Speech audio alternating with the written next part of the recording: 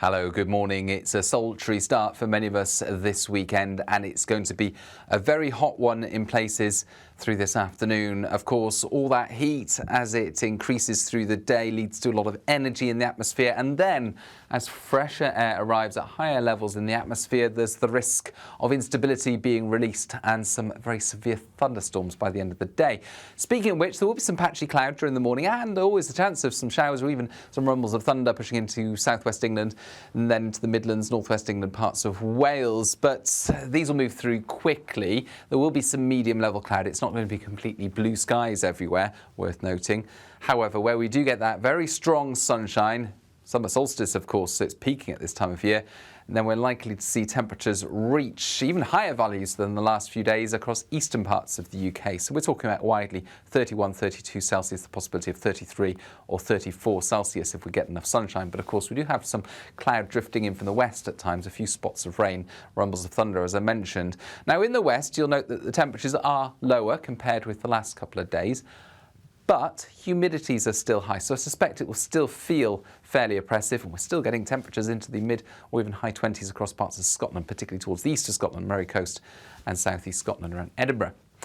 But as I say, all that heat building up, and with the cooler air coming in on a different wind direction at higher levels, that means that all the ingredients are in place for some very significant thunderstorms to develop by the end of the day. And there's one area in particular that we are concerned about in terms of thunderstorm development, and we've issued this yellow thunderstorm warning, parts of northern England, North Midlands, North East Wales. This is the zone where there's the highest risk of impacts from things like large hail, 2 to 4 centimetres, torrential rain, frequent lightning, gusty winds. So that's where the greatest risk of impacts from those factors is as we go through Saturday evening and overnight.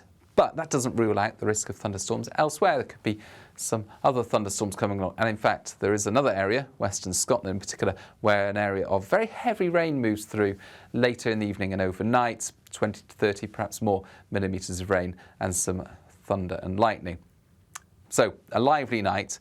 The heaviest showers and thunderstorms drift away, but it's another warm night for sleeping, particularly towards the east and southeast, a little bit more comfortable towards the west. We are seeing fresher air move in, but it's still going to stay relatively humid across the UK on Sunday. The fresher transition comes in two stages. We still see temperatures in the mid to high 20s in the east of England, but more like the high teens, low 20s elsewhere. Monday will feel fresher again, that's the second stage, and then we're into the cool, changeable westerly airflow that we'll experience that much of next week.